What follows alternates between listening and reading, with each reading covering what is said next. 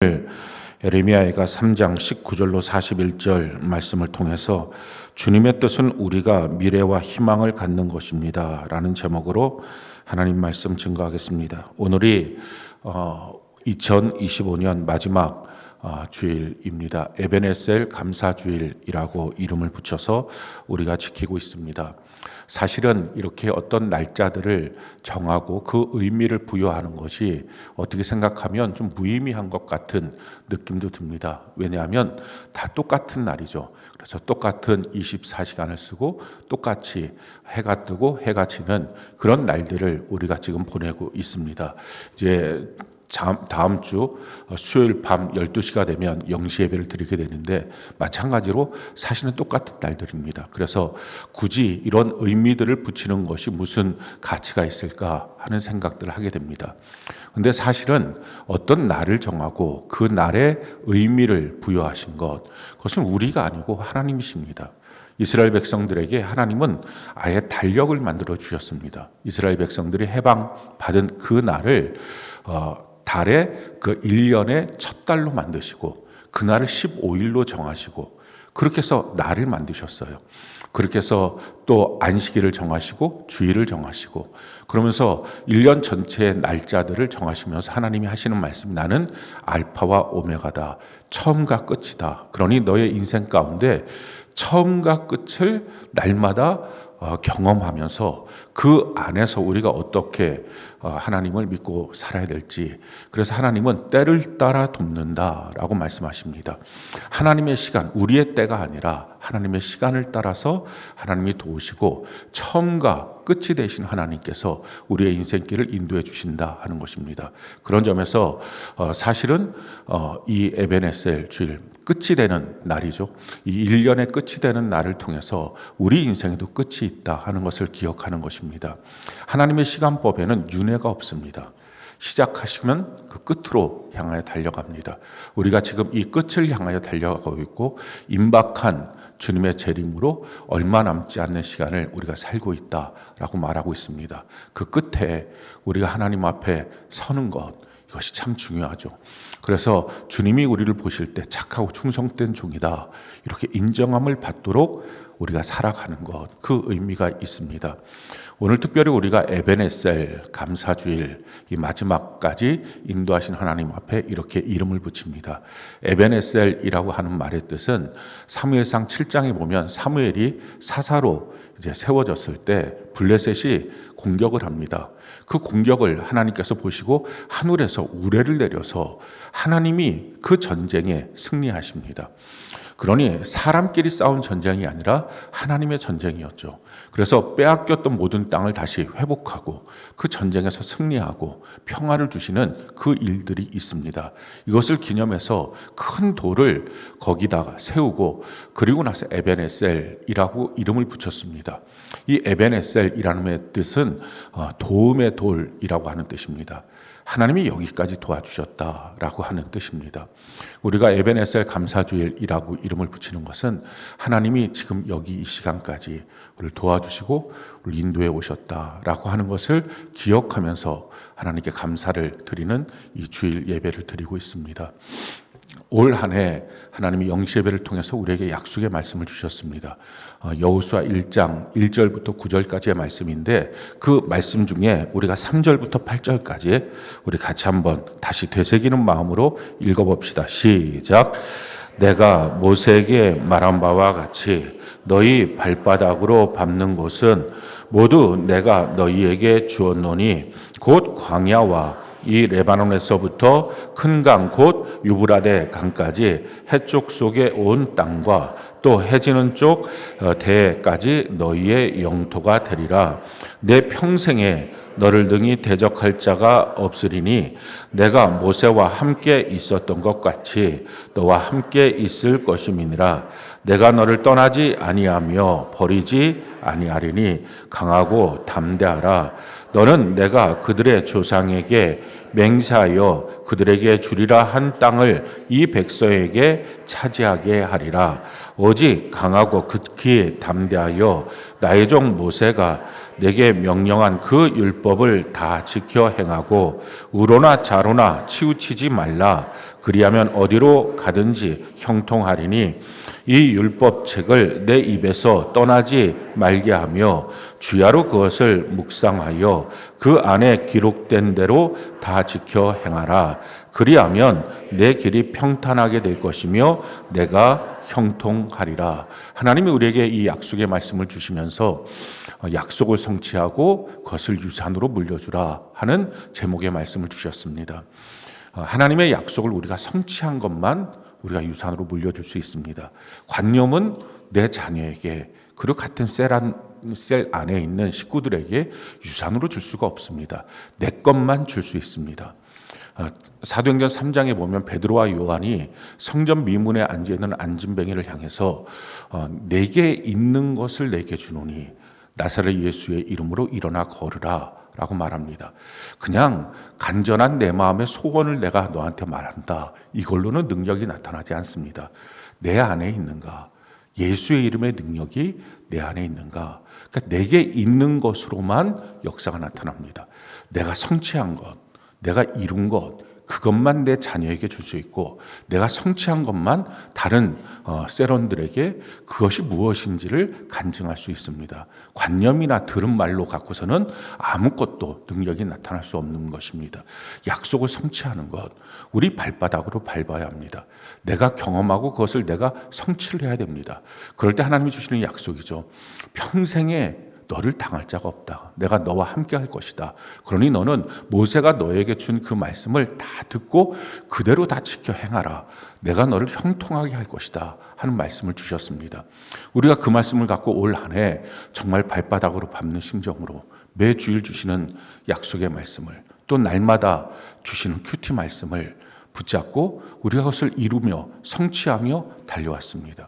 그 은혜 가운데 먼저 교회 안에서 하나님이 참 놀라운 일들을 이루셨죠. 성령 성경 교회, 이 은혜의 수단이라고 불리우는 것, 이것을 우리 교회 안에 완전하게 완비하셨습니다. 이 은혜의 수단이라고 하는 것은 매우 중요합니다.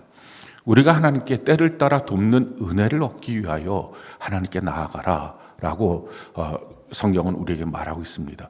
그럼 하나님께 나아간다. 그럼 무슨 말입니까? 어디로 나가야 하나님 앞에 나가는 것입니까? 그것은 은혜를 받을 수 있는 은혜의 통로 앞으로 나가야 된다는 것입니다. 그게 은혜의 수단이에요. 우리가 성경 전체를 보면 하나님이 우리에게 은혜를 베푸시는 통로, 그게 세 가지입니다. 첫 번째 성령 하나님을 통해서 우리에게 은혜를 베풀어 주십니다. 둘째는 성경입니다.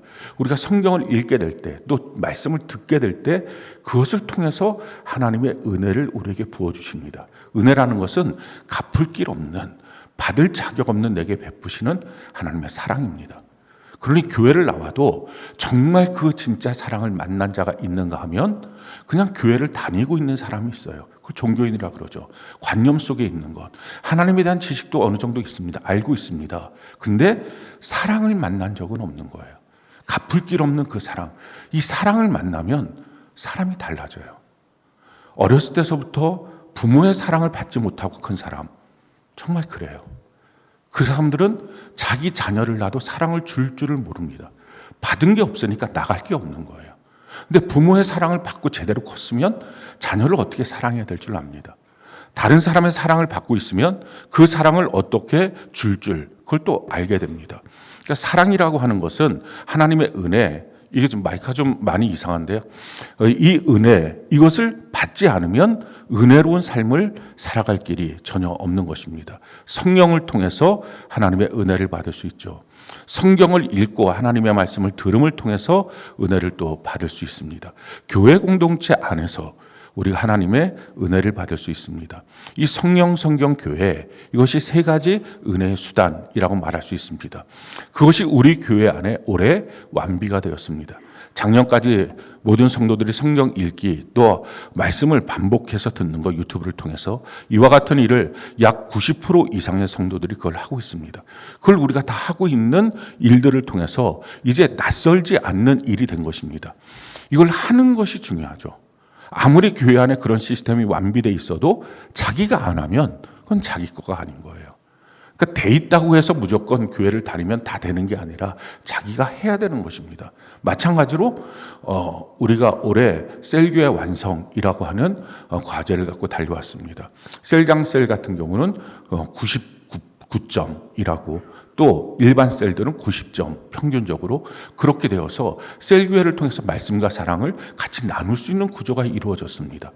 또 뿐만 아니라 작년도에 아마 11월 달쯤이었던 걸로 기억하는데, 작년에 우리 교회 안에 끊임없이 성령이 공급되고 또 성령의 지배하심을 받을 수 있는 그 시스템을 만들라 하는 주의 명령을 받았습니다. 그걸 어떻게 만들까? 사람 중심으로 만들면, 어느 능력 있는 사람 설교하는 것, 이걸로 만들면 그 사람이 흔들리면 그 성령을 받고 누릴 수 있고 지배하심을 받을 수 있는 시스템 자체가 다 흔들려 버립니다. 그래서 우리나라의 60년대 그 일어났던 성령의 운동이 지금 그 자체를 찰 수 없는 이유는, 그때 당시에 성령 운동을 하셨던 많은 목사님들이 거의 다 은퇴하셨습니다. 사람 중심으로, 설교 중심으로 했던 성령 운동, 그건 잠시 바람을 불지만 시들고 맙니다. 그러니까 그것이 끊임없이 지속될 수 있는 구조, 그것은 성경 앞에 서는 것입니다. 구약의 에스라 시대처럼, 또 우리나라의 평양 대사경회의 시대처럼 그렇게 쓰는 것입니다. 그래서 성령 기도회, 성경 기도회, 성도 기도회, 그냥 어느 목회자가 와서 인도하는 게 아니라 성도들이 그걸 이끌어 갈 수 있는 구조. 그래서 우리 교회 에스라 기도를 통해서 성령 운동이 지속적으로 이루어지도록 했습니다. 그 일들이 지금 약 우리 교회 60%의 성도들이 참여해서 성령을 지속적으로 받고 있고 성령의 지배하심을 받고 있습니다. 그 시스템이 다 완비가 된 거예요. 그러니까 시스템이 완비됐다는 것은 어느 누구든지 참여하고 마음을 쏟으면 성령, 성경, 교회를 통해서 주시는 은혜를 받을 수 있는 구조가 되었다는 것입니다. 가만히 있는데 그 은혜를 받는 게 아니라 자기가 그 가운데 나가야 되죠. 또 한 가지 하나님의 은혜 가운데 올해 그 약속을 성취하면서 이루어진 것, 그것이 우리 교회 6가지 가치, 4가지 비전이라고 하는 것이 있는데, 이 6가지 가치가 이루어졌어요. 우리 교회가 가치 있는 이유, 그것이 6가지 가치죠. 세상을 이기는 교회. 무엇으로 세상을 이깁니까? 요한일서 5장에 보면 믿음으로 세상을 이긴다. 하나님의 말씀에 대한 믿음. 그래서 하나님의 말씀을 읽고 말씀을 들어야 믿음이 생기고 그 믿음으로 세상을 이긴다는 것입니다. 그 일들을 지금 우리가 90% 이상이, 교회 학교 같은 경우는 80% 이상이 그 일들을 하고 있습니다. 그것을 통해서 우리가 이루어졌고, 또 영광스러운 교회, 셀로 모이는, 그래서 그 셀 안에서 말씀과 사랑을 경험합니다. 셀 안에 들어오지 않으면 그걸 모릅니다. 그래서 세상은 전도서의 말씀처럼 혼자 살 수는 없습니다. 어느 누구든지 혼자 살면 반드시 망할 것이로되 둘이 있으면, 합심하면, 그러면 이길 수 있다라는 것입니다. 그래서 가와만사성, 가정도 합심해야 이기는 것처럼, 근데 가정은 언제든지 위기가 있습니다. 그래서 교회 공동체 안에서, 주님의 몸된 교회 공동체 안에서 한 마음이 되어서, 둘이 한 마음이 되면 주님이 거기 계셔서 삼겹줄은 쉽게 끊어지지 않는 세상을 이길 수 있는 능력이 생긴다라는 것입니다. 그것을 우리가 올해 완비를 했어요. 천국의 보탬이 되는 교회. 세 번째 가치죠. 우리 교회 약 1/3 매주 전도하는 일들을 하고 있습니다. 또 나가서 전도하고 나서 등록한 성도들의 70%가 우리 교회에 정착을 합니다. 참 놀라운 일들을 지금 이루고 있어요. 가정을 행복하게 해주는 교회. 가정은요, 부부가 서로 마음을 합쳤다고 절대 행복해지지 않습니다. 그러니까 누누이 말씀드리지만, 어디 여행 갔다 와서 마음속에 있는 거 털어버리고, 야 그래 우리가 한번 합심해서 잘 살아보자, 그걸로는 절대 행복해지지 않습니다. 왜냐하면 금방 똑같아져요. 똑같아지는 거예요. 부모 자녀도 마찬가지예요. 우리가 한번 결심하고 잘해보자, 금방 똑같아져요. 그걸로는 가정이 행복해지지가 않아요. 가정은 하나님 세우신 거거든요. 그러니까 세우신 하나님이 그 가정을 다스려야, 통치해야 가정은 평안하고 행복해집니다. 그게 여호와 샬롬이에요. 하나님의 평강이 임한다는 것입니다. 무엇으로 하나님이 통치하십니까? 말씀으로 통치합니다. 그래서 부부 간에도 말씀을 나누고 부모 자녀 간에도 말씀을 나눌 수 있는 시스템이 이루어지는 것. 올해 8월 10일부터 우리 교회학교 학생들이 주일날 셀 예배를 드릴 때 청장년과 동일하게 주일 예배 말씀을 갖고서 말씀 은혜를 나누도록 했습니다. 그 이유는 그걸 가져야 가정 안에서도 동일한 말씀으로 말씀을 나눌 수 있는 구조가 이루어지기 때문에 그렇습니다. 지금 그래서 많은 가정들이 같은 말씀으로 부모와 자녀가 부부끼리 말씀을 나누면서 한 마음이 이루어지고 있습니다. 네 번째, 우리 다섯 번째 가치는 다음 세대를 세우는 것입니다. 우리 교회는 참 우리 다음 세대를 세우는 일에 진심입니다. 믿음의 이 전승을 하는 것. 오늘날 믿음이 전승되지 않아요. 사사기에 있는 것처럼 여호와를 모르는 자들의 세대가 등장했던 거랑 똑같습니다. 부모가 목사면 뭐합니까? 자녀가 신앙이 없는데. 부모가 장로면 뭐합니까? 자녀가 신앙이 없는데. 권사, 집사, 그럼 뭐 할 거예요? 자녀가 신앙이 없는데. 믿음이 전수가 안 되는 것입니다. 그 믿음이 전수는 저절로 그냥 교회당 안에다가 데려다 놨다. 그걸로 이루어지지 않습니다. 우리 자녀들을 학교에다 그냥 데려다 놨다. 학원을 그냥 보냈다. 그걸로 이루어지지 않습니다. 정말 제대로 양육해야, 자기의 모든 것을 들여서 양육해야 자녀가 제대로 양육이 될 수 있습니다. 그 다음 세대 세우는 것, 우리가 5가지 믿음을 이루어가는, 믿음을 전수시키는 기둥을 만들었습니다. 그것이 첫 번째 리딩 바이블이에요. 하루에 한 장씩 성경 읽기. 그래서 우리 자녀들이 지금 많이 읽은 아이들은 성경을 5독을 했습니다. 하루에 한 장씩 성경을 읽으면 우리 교회 학교가 맞춰질 때 6독을 하는 시스템입니다. 대부분 아이들은 한 3독, 4독 정도를 했어요. 그런 일들을 지금 진행하고 있습니다. 그 일이 약 80% 학생들이 날마다 성경을 읽고 있어요. 그리고 교회 학교 셀교회를 통해서 같이 합심이 되어서 아이들도 똑같습니다. 혼자 있으면 아이들도 소아 우울증 걸립니다. 부모가 자기 마음을 몰라주는 거예요. 형제가 자기 마음을 몰라주는 거예요. 그러니까 웃으면서도 속은 울고 있는 아이들. 이게 정말 수두룩합니다. 아무도 내 마음 몰라준다. 이게 오늘날 아이들이 갖고 있는 심리적인 문제입니다. 교회학교 셀교회를 통해서 한 마음이 되고 예수 안에서 마음을 서로 나눌 수 있는 구조를 이루어주는 것. 그것이 교회학교 셀교회예요. 그리고 교회학교에서 예배학교를 통해서 예배를 가르칩니다. 우리 지난 성탄절 때 이 예배학교를 통해서 우리가 지금 지난 8월 달부터 올 12월 달까지 몇 개월 안 되는 사이에 준비된 것들을 봤습니다. 그 식으로 해서 초등부서부터 고등부까지가 맞춰지는 것. 총 9년 동안을 예배를 가르치면, 그리고 예배에 대한 실기도 가르치고, 예배가 무엇인지 이론도 가르치고, 예배에 대한 갈망도 가르치고, 그럼 이 학생들이 청년이 되었을 때 얼마나 놀라운 예배자가 될 것인가. 이걸 우리가 보고 기대할 수가 있습니다. 꿈쟁이 요셉 학교를 통해서 아이들이 세상적으로도 뒤처지지 않도록 공부를 가르치고 있어요. 우리 청장년 세대들이 무료로 아이들한테 지금 가르치고 있는 거죠. 얼마나 성심성의껏 가르치고 있는지 모릅니다. 자기 시간을 할애하면서 그렇게 가르치고 있어요. 아이들이 그걸 통해서 뭐 이 파주 운정 지역의 최고의 고등학교라고 하는 운정고등학교도 입학하고 뭐 여러 가지 일들이 지금 다 진행되고 있습니다. 또 뿐만 아니라 우리 아이들이 지금 동일하게 전 세대 이 통합 예배죠. 그리고 이 예배를 통해서 그 셀 예배를 통해서 같이 말씀의 은혜를 나누고 있습니다. 처음에 이것을 시행할 때 2년 반 전이죠. 시행할 때 얼마나 많은 사람들이 그거 힘들다고 교회학교에 애들 맡겨버리자. 그게 아주 습관이 돼서 애들 맡겨놓고 난 다음에 나중에 애들이 다 엉망진창되면 교사 때문이다. 부모가 아이들과 함께 교사 욕합니다. 학교 때문이다. 어느 학원 때문이다. 학원 옮기면 애들이 정신 차립니까? 학교 옮기면 바뀌어집니까? 근본적인 문제 90% 이상은 뭡니까? 부모와 자녀 문제예요.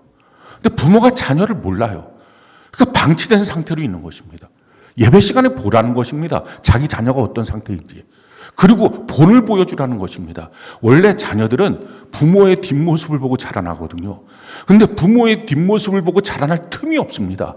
아침부터 저녁까지 부모가 일하고 돈 버느라고 정신없습니다. 돈만 가지면 자기 자녀가 클 줄 압니다. 하나도 안 되는 거예요. 본을 보일 수 있는 부모의 모습들을 못 봅니다. 그러니 예배 시간에 어떻게 하나님을 경외하는지, 어떻게 말씀을 듣고 그 말씀대로 살아가는지 그걸 보라는 것입니다. 이걸 통해서 자녀들을 양육하는 것. 이렇게 우리가 다음 세대를 세웠습니다. 또 올해 우리가 다윗의 장막, 이 다윗의 장막이라는 것은 하나님을 진심으로 예배했던 다윗처럼 그렇게 하나님이 다시 고대하는 것, 그 다윗의 장막을 아모스서 9장에 보면 그걸 회복하라라는 것이 주의 명령입니다. 그걸 이루었습니다. 아름다운 예배는 화려한 시스템, 화려한 어떤 성전, 노래 잘하는 사람들의 찬양단은 악기 잘 다루는 사람의 악기 연주자, 이게 아니고 함께 있는 것입니다. 아마 여러분들이 다 알 것입니다. 나이가 좀 있는 사람들은 자기 자녀들이 명절 돼서 가족으로 만약에 모인다고 합시다. 부모된 입장에서 뭐가 제일 행복할까요? 그 자녀가 누군가, 제가 호텔에서 음식 샀게요.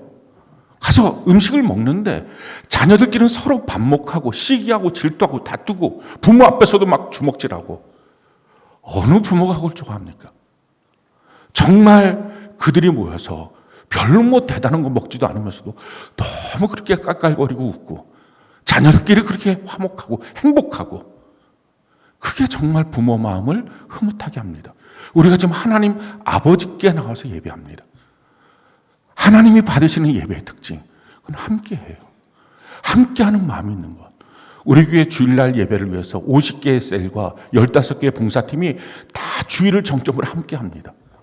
그래갖고 준비를 하는 거예요. 지금 이 예배가 그렇게 우리가 드려지고 있습니다. 가장 예배의 정점은 뭐냐면은 예배 드리고 셀 예배 드리고 난 다음에 전체 성도들이 교회 청소를 합니다. 어떤 사람들이 이렇게 말해요. 뭘 그거 청소하냐. 청소하는 분 돈 얼마 주고서 주일날 청소하면 되지. 교회가 돈이 없어서 그러냐. 여러분, 만약에 부모님 댁에 갔어요. 그리고 끝나고 난 다음에 자녀들이 돈 몇 푼 부모한테 던져주면서 청소하는 사람 뭐라고 청소하라 그래. 우린 갈게요. 부모 마음이 행복할까요? 그게 전혀 아니죠. 자녀들끼리 막 웃으면서 막 정리하고 그러면서 막 웃고, 이게 얼마나 부모 마음이 행복해질까요? 이게 정말 하나님의 가정이라면 우리의 생각의 기준이 바뀌어집니다. 또 하나는 11월 달부터 우리 셀들이 모여서 토요일날 주일날 그 셀 연합으로다가 카페 섬김을 합니다. 서로 섬겨주면서, 사실 섬겨주는 것을 통해서 얻을 수 있는 재물의 효과 없습니다. 어떤 사람은 돈 버는 일에 집중하나? 아니, 우리 교회 카페를 통해서 뭐 수천만 원이 들어옵니까? 수억 원이 들어옵니까? 제일 많이 번 게 20만 원이에요. 진짜. 근데 봉사자는 한 30명 돼. 그러면 차라리 30명이 하루에 한 사람당 10,000원씩 내고 집에 가십시오. 이게 훨씬 더 효과적이지. 생각의 구조가 어떻게 그렇게 돌아갈까? 이렇게 돌아가는 구조의 사람이 거듭난 사람입니까? 구원받을 사람입니까? 구원받았을 가능성이 0%예요. 그럴 수가 없어요. 이 연합해서 함께가 되고 있다는 것. 이게 너무 행복한 거예요. 하나님 아버지. 그 하나님 아버지께 드리는 다윗의 장막이 회복된 것입니다. 그리고 이제 4가지 비전, 세계 비전, 축복 비전, 사랑 비전, 교회 비전. 그럼 후임 담임 목사님이 오셔서 이루게 될 것입니다. 세계 최대 침례교회, 최고 성경적 교회, 그거 이루게 될 거예요. 2년 반 전에 7년의 도약기라고 제가 말씀드렸어요. 그리고 이제 앞으로 한 4년 반, 5년 후에 후임 담임 목사님이 오셔서 정말 우리가 꿈꾸는 일들을 이루게 될 것입니다. 그 사이에 우리가 해야 될 것, 가장 중요한 성경적 교회, 예수 그리스도의 몸된 교회, 그걸 이루는 것입니다. 우리가 다 예수님처럼 바뀌어지는 것, 우리의 마음이 바뀌어지고 모습과 말과 행동이 바뀌어지는 것, 섬기는 셀교회가 되는 거예요. 셀교회라는 건 사실은 우리 각자가 그런 모습으로 변화받는 거죠. 그 섬긴다라고 하는 것은 존중하는 것입니다. 배려하는 것, 예의 바른 것. 그러니까 자기만이 제일 중요하니까, 자기 일만이 중요하니까 자기가 급하고 바쁠 때 다른 사람들 존중하지 않습니다. 그 예수님 전혀 안 믿는 사람이잖아요. 마음에 예수가 없잖아요. 세상 사람들이 이러면 욕먹는데 예수 믿는다고 하고 말은 기가 막히게 예수 은혜를 나누면서 그렇게 하고 있다면 이게 무슨 예수님 믿는 거겠어요. 그래서 섬기는 셀교회를 이루는 것. 우리 내년도서부터 정말 본격적으로 그 일들을 한 가지 우리가 고쳐나가면서 훈련해 나가면서 그걸 시행하게 될 것입니다. 감사하는 것. 원망, 불평 이런 거 하지 말고, 판단, 정죄하지 말고 감사하는 것. 끊임없이 우리가 천국 복음 전파하고 가르쳐 지키게 하는 것. 은혜 안에서 진리를 행하게 하는 것. 이런 일들을 하게 될 것입니다. 이것을 올 한 해 하나님이 깨닫게 하시고 이루어 주셨어요. 뿐만 아니라 올 한 해 하나님이 약속을 성취하고 그것을 유산으로 물려줄 수 있는 이 놀라운 일들을 우리의 다음 세대에게, 우리 미래 세대에게 그걸 유산으로 물려줄 수 있는 은혜를 하나님 베풀어 주셨고, 각 가정마다 하나님이 또 기적을 베풀어 주셨어요. 가족 복음화를 이루고, 가정 안에서 기적을 이루고, 또 여러 가지 기도 제목들을 하나님이 성취시켜 주셨습니다. 그럼에도 불구하고 아직 우리 마음속에 완성되지 못한 가슴 아픈 일들이 또한 있습니다. 정치적으로는 뭐 교회 강단에서 정치 얘기하는 거 저는 원하지 않습니다. 제가 비록 정치학과 출신이지만 별로 몰라서 그러는 게 아니라 하면 안 되니까 그걸 하지 않는 것입니다. 그러나 올해 우리가 정치적인 비극은 뭡니까? 또 한 번 대통령이 탄핵됐어요. 이건 비극이에요. 세운 지도자를 우리 손으로 끌어내린다는 것. 이게 습관이 되면 그럼 남미와 같은 나라들이 됩니다. 그건 전혀 국가적으로 유익하지 못한 일입니다. 거기다가 여러 가지 그 반목하고 있고 갈등하고 있고 이런 일들이 지금 벌어지고 있어요. 대형 산불이 일어났고 또 여러 가지 사건이 일어났고, 제일 황당하면서도 가슴 아픈 일은 학교의 선생님이 자기 학생을 데려다가 학교 안에서 죽여버린 것입니다. 뭐 원한이 있어서도 아니에요. 말을 안 들어서도 아니에요. 말 안 듣는다고 선생님이 학생 죽이는 거, 이것도 말도 안 되지만 그냥 불러다 그냥 죽여버린 것입니다. 대전에 있었던 일이죠. 가장 안전하다고, 가장 우리가 믿고 따라야 된다고 했던 선생님 학교, 거기서 이런 일들이 올 한해 일어났던 것입니다. 근데 가장 지금 시급한 문제, 이건 보통 문제가 아닌 것은 우리나라 경제입니다. 환율이에요. 환율이 1,500원이 넘어가면 제2의 IMF가 온다고 말합니다. 왜냐하면 흑자도산을 하는 거예요, 기업들이. 그때는 오더를 받고 물건을 만들면 만들수록 우리는 수출하는 거니까 그냥 이게 만들면 만들수록 기업이 부도가 나는 것입니다. 흑자 부도가 나는, 오더가 없어서 망하는 게 아니라 오더가 들어오면 들어오는 대로 더 망하는 이런 안 좋은 구조입니다. 근데 환율이 왜 올라갑니까? 이유는 우리나라 지금 현재 경제적인 부분이 외환이 그렇게 충분하지가 않은 데다가 이걸 자꾸 퍼버리니까 그냥 막 국민들한테 뭐 민생금 같은 거 지원한다 그러고 이걸 퍼주니까 그러면 뭐 경제가 활성화된다. 근데 자영업자들 다 합니다. 그거 줄 때 잠깐 하고 훨씬 더 안 좋아졌다고. 지금 이 IMF 때보다 훨씬 더 어렵다고. 그런 얘기 다 합니다. 경제적으로 정말 큰 위기예요. 이렇게 하고 나면 그때 당시에는 첫 번째 있을 때는 금 모으기 한다고 나가서 자기가 집에 있는 금들 다 갖고 왔어요. 만약에 이번에 사태 또 터진다. 누가 집에 있는 금 갖고 옵니까? 정치 권력에 대한 신뢰감을 다 상실해 버렸는데, 그건 지금 큰 위기 가운데 지금 우리가 빠져 있는 것입니다. 나라와 민족을 위해서 더욱 기도해야 될 때입니다. 뿐만 아니라 우리 가정 안에서도 또 우리의 자녀들 안에서도 해결되지 않은 여러 가지 문제들, 고통들, 이런 것들이 지금 아직도 산적해 남아 있습니다. 이런 문제들에 대해서 우리가 어떻게 이 문제를 해결할 것인가. 마지막 우리가 주일을 지내면서, 얼마 남지 않는 올해를 지내면서, 또 앞으로 우리의 삶 속에 문제가 있을 때 우리는 어떻게 이것을 해결할 것인가. 오늘 본문 말씀을 통해서 문제가 있을 때 해결하는 방법, 이것을 우리에게 오늘 가르쳐주고 있습니다. 오늘 성경이 뭐라고 말합니까? 우리 19절부터 21절까지 우리 같이 한번 한 목소리 한번 읽어볼까요? 시작. 내 고초와 재난 곧 쑥과 담즙을 기억하소서. 내 마음이 그것을 기억하고 내가 낙심이 되오나 이것을 내가 그것이 오히려 나의 소망이 되었사오면. 우리의 삶 속에 여러 가지 문제가 있을 때 그 문제를 생각하면 마음이 낙심이 되는 것 누구나 다 마찬가지입니다. 그런데 이 낙심을 갖고서 우리 하나님께 나갔더니 오히려 소망이 생겼다는 거예요. 이게 기독교인의 특징이에요. 그리스도인들은 낙심한 채로 머물러 있지 않아요. 성경은 우리에게 이와 같이 말씀합니다. 예레미야 29장 11절 같이 한번 한 목소리 한번 읽어볼까요? 시작. 여호와의 말씀이니라. 너희를 향한 나의 생각을 내가 아나니 평안이요 재앙이 아니니라. 너희에게 미래와 희망을 주는. 지금 예레미야는 이스라엘이 망했을 때입니다. 유다가 완전히 망했을 때예요. 특히 이 오늘 본문에 있는 예레미야 애가는 망한 예루살렘 성을 예레미야가 돌아다니면서 펑펑 울면서 내 눈은 시내와 같습니다. 눈물이 그쳐지지 않습니다. 이렇게 울면서 썼던 성경, 이게 예레미야 애가고요. 그게 예레미야서입니다. 근데 그 예레미야서에 뭐라고 말합니까? 우리가 그럼에도 불구하고 소망을 가져야 된다. 그 이유는 뭐냐면은 하나님이 이렇게 말씀하신다는 거예요. 하나님의 생각은 평안이고 재앙이 아니다. 너희에게 미래와 희망을 주는 것이다. 아멘이십니까? 하나님의 생각을 우리가 분명히 알아야 됩니다. 우리 인생 한 사람 한 사람 다 마찬가지예요. 재앙 아니에요. 여러분들 어떤 문제가 있어도 하나님 안에서는 희망입니다. 할렐루야. 평안입니다. 그래서 미래와 희망을 갖는 것, 이게 그리스도인이에요. 그리스도인과 비그리스도인의 차이가 뭡니까?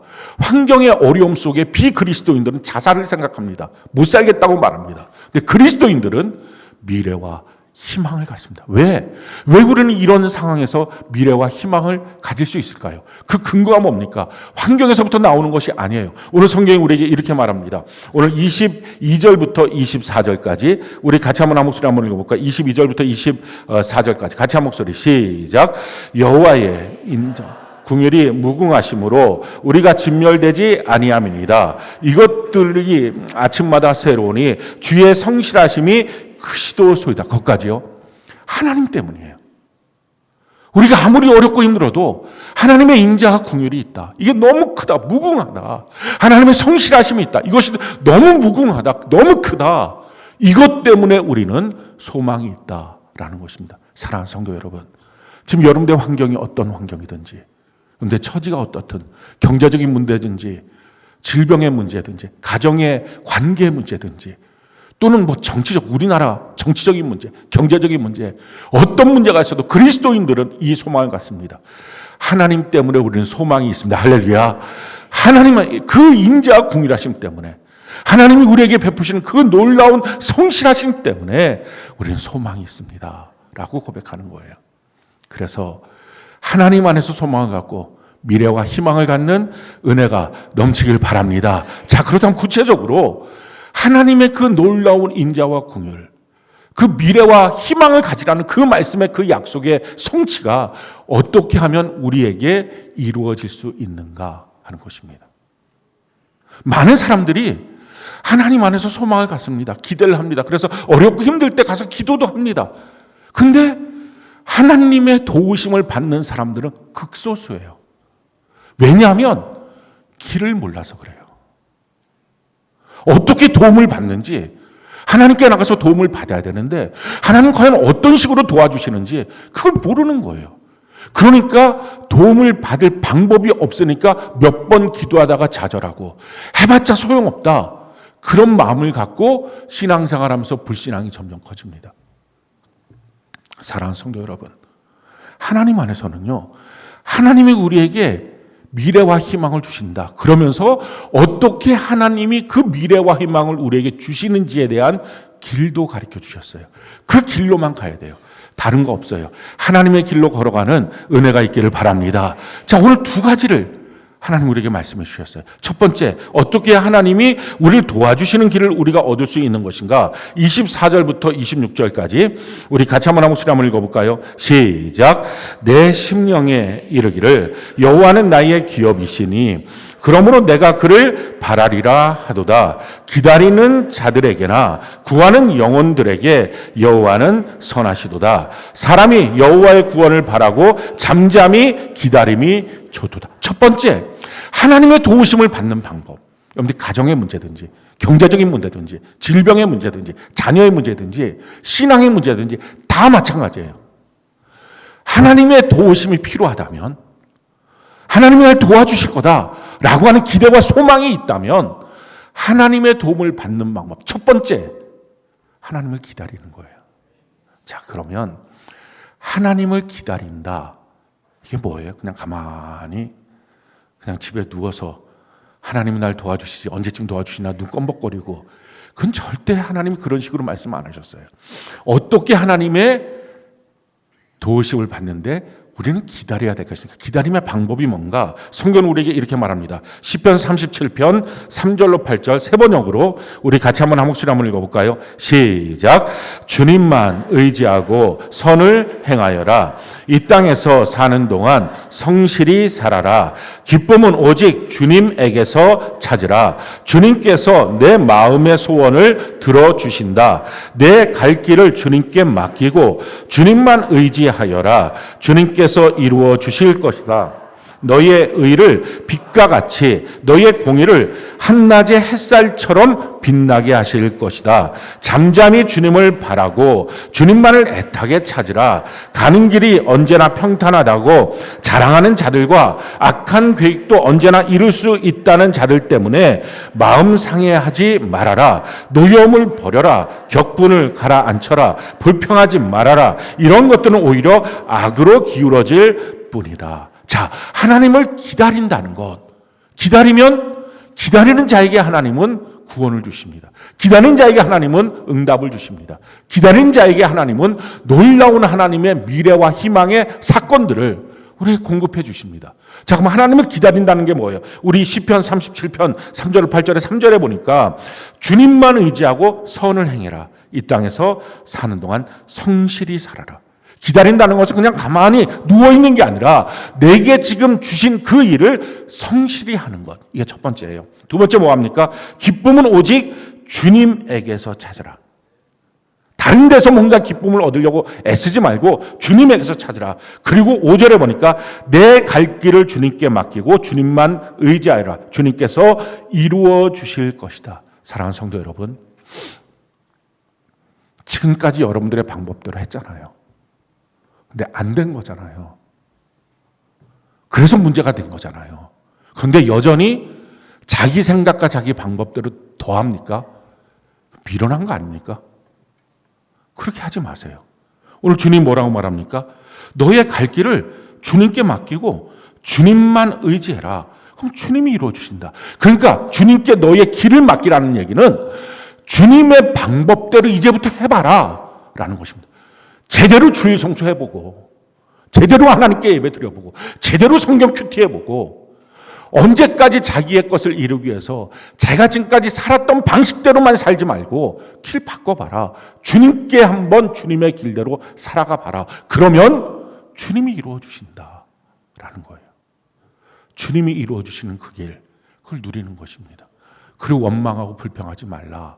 라는 것입니다. 오늘 본문이 이렇게 말씀하고 있죠. 29절에 보니까요. 그대의 입을 땅에 티끌에 댈지어다. 혹시 소망이 있을지어다. 내 입에서 자꾸 원망불평이 나올 것 같으면 그냥 땅에다가 너 입을 대고서 소리가 안 나오게 만들라. 라는 것입니다. 그러면서 이렇게 말하죠. 32절에 보니까 그가 비록 근심하게 하시나 그의 풍부한 인자하심에 따라 궁일이 여기실 것임이라. 주께서 인생으로 고생하게 하시며 근심하게 하심은 본심이 아니시로다. 내가 고통받고 괴로워하지는 것, 이거 주님의 본심이 아니라는 거예요. 그건 하나님의 뜻이 있어요. 거기서 뭔가 나를 만들어 가시는 주님의 길이 있습니다. 주님 안에서 제대로 만들고, 뭘 만드는 거예요? 주님의 길을 따라가는 방법들을 해보라는 것입니다. 교회를 나오면서도 여전히 자기 마음대로 살지 말고, 교회를 나오면서도 자기 방식대로 행하지 말고 주님의 길로 걸어가는 것, 이걸 배워보라는 것입니다. 자, 그러면서 또 뭐라고 말하죠? 38절에 보니까 화와 복이 지존자의 입으로부터 나오지 아니하느냐.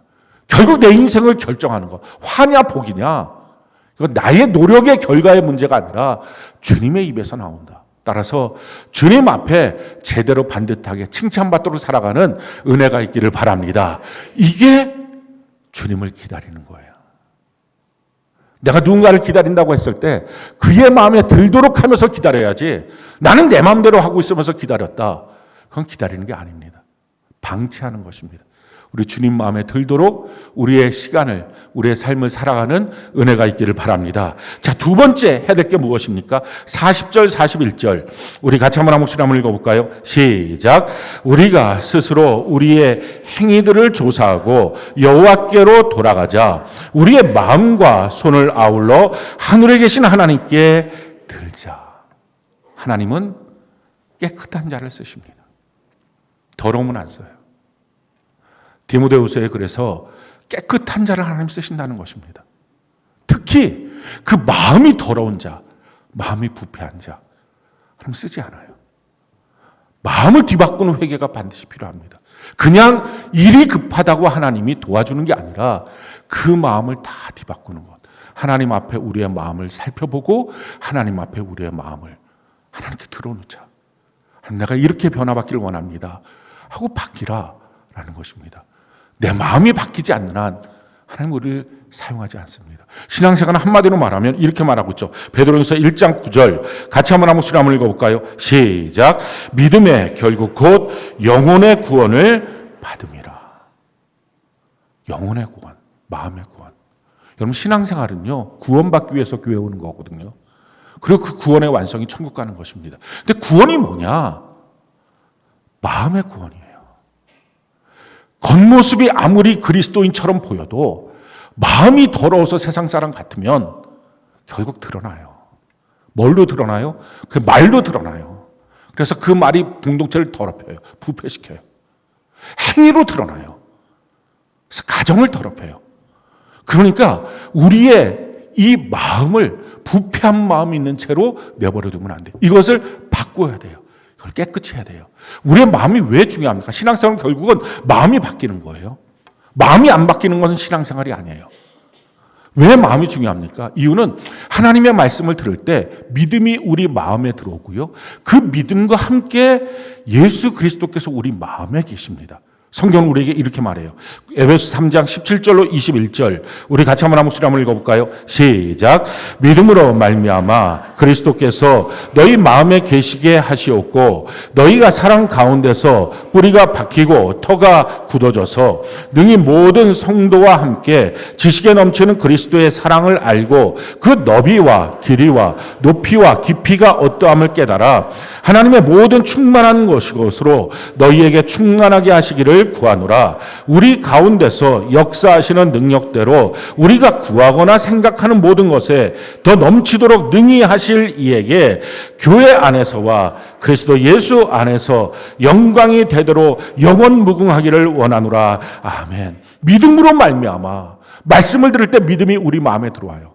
그럼 그 믿음이 들어왔을 때 그리스도께서 우리 마음에 계십니다. 그래서 그리스도가 계시는 우리의 마음이 부패하고 더럽혀져 있으면 예수님 안 계세요. 그 마음이 지금 어떠냐는 거예요. 마음이 더럽혀진 것, 그건 그리스도인이 아니에요. 마음이 다른 것, 이게 세상 사람과 마음이 다른 사람, 그게 진짜 그리스도인이에요. 찬송 부르고 있다고, 예배당 나와서 예배드리고 있다고 그리스도인이 아니라 마음이 다른 진짜 그리스도인, 그게 되는 것입니다. 내년도에 우리가 집중적으로 해야 될 사역, 집중적으로 가르치고 바꾸고 예배 시간마다 점검할 것, 우리 마음이에요. 우리 마음 바꾸는 일들. 마음이 안 바뀌니까 거듭나지 못해요. 거듭나는 방법이 뭔가 회개잖아요. 회개가 뭐예요? 그냥 입술로 저 잘못했어요. 이게 회개가 아니라 마음의 틀 자체를 뒤바꿔버리는 것. 이게 회개거든요. 마음이 안 바뀌면 예수님 안 오세요. 거듭날 수가 없어요. 마음을 바꿔버리는 것.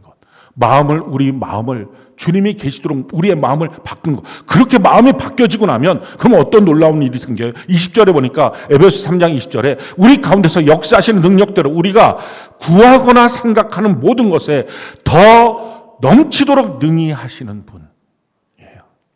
우리 마음이 깨끗해지면 주님이 우리 마음에 계시니까 우리가 구하는 것도 있어요. 아니 설사 구하지 않아도 기도하지 않아도 생각하는 것만으로도 아니 그것보다 훨씬 더 넘치게 능히 하시는 분이 우리 주님이십니다. 아멘 합시다. 그러니 마음이 더럽혀져 있으면 아무리 꿈꾸고 생각해도 단 하나도 이루어지지 않아요. 마음이 깨끗해야 돼요. 마음이 정결해야 돼요. 마음이 바뀌어져야 돼요. 그래서 우리 마음을 항상 들여다봐야 합니다. 마음이 지금 이중성이 있는지. 입술로는 그리스도인처럼 말하지만 사실은 마음속에는 하나도 안 바뀐 똑같은 마음, 자기중심적인 것, 이 마음이 지금 있는지, 마음에 영적 게으름이 있는지. 이 영적 게으름은 왜 생깁니까? 자기가 더 좋아하는 게 있는 거예요. 그게 자기 자신이든지 돈이든지 세상이든지. 세상 사랑하면 하나님 사랑이 들어올 수가 없어요. 그게 게으른 거예요. 자꾸 그걸 뒤로 미루게 됩니다. 고집이 있든지 자기가 그 마음의 주인이 되어 있으면 주님이 그 마음의 주인이 되실 수가 없죠. 그러니까 자기가 있으면 자기가 판단하는 거예요. 자기가 생각하는 거예요. 하나님의 말씀의 근거로 판단하는 게 아니라 자기 생각대로 판단하는 거예요. 이 자기 생각을 복종시켜서 그리스도 앞에 무릎 꿇리지 않으면 마음은 바뀌지가 않아요. 공격성 있는 것.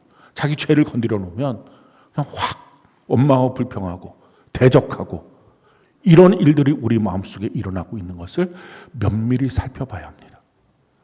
지금 우리 마음들을 보고서 이 마음을 주님 앞에 잘 조사해서 하나님 앞에 들고 하나님 앞에 나가자 하는 것입니다. 사랑하는 성도 여러분, 우리가 어느 때든지 어떤 상황에서든지 동일합니다. 하나님의 도우심을 받는 방법. 하나님이 우리를 도와주시면 뭐가 문제가 되겠어요? 하나님을 도와주시면 돈이 문제가 돼요? 건강이 문제가 돼요? 관계가 문제가 되겠어요? 아니 도대체 뭐가 문제가 되겠어요? 하나님의 도우심을 받지 못하는 것이 문제지 도와주시기만 한다면 인생 문제는 정말 미래와 희망이 있는 것입니다. 어떻게 도움을 받아요? 우리의 인생길을 바꿔야 돼요. 더 이상 지금까지 내가 살았던 방식대로 살면 안 돼요. 안 된다는 실패가 우리의 삶에 증명하고 있잖아요. 거기를 더 가면 어떻게 해요? 또 한 가지 우리 마음을 조사해 봐야 돼요. 우리 마음이 부패했으면, 우리 마음이 더러워져 있으면 그러면 안 돼요. 근데 우리 마음만 깨끗하면 잠언 4장에 있는 말씀처럼 마음에서 모든 것이 다 나온다는 거예요. 우리 마음만 깨끗하면 주님이 우리 마음에 계셔서 구하는 것, 생각하는 것. 아니 그 정도가 아니라 훨씬 더 넘치게 하나님의 분량만큼 하나님이 이루어 주십니다. 그래서 남겨진 시간 동안 여러분들이 실패자로 살지 말고 신앙생활 하면서 맨날 똑같은 일의 반복으로 있지 말고 종교인 아니잖아요. 종교적 집회에 참여하고 돌아가는 그런 헛된 종교인들 아니잖아요. 생명이 있다면 생명의 주님을 모시고 그 생명 안에서 주님의 역사를 경험하면서 주님의 도우심을 받으며 살아가는 은혜가 넘치기를 예수님 이름으로 축원합니다.